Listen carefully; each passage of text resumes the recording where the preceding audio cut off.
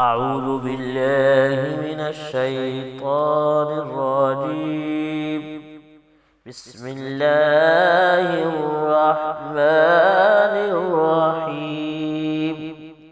وجعلنا فيها رواسي شامخات وأسقيناكم ماء فراتا ويل يومئذ للمكذبين انطلقوا إلى ما كنتم به تكذبون.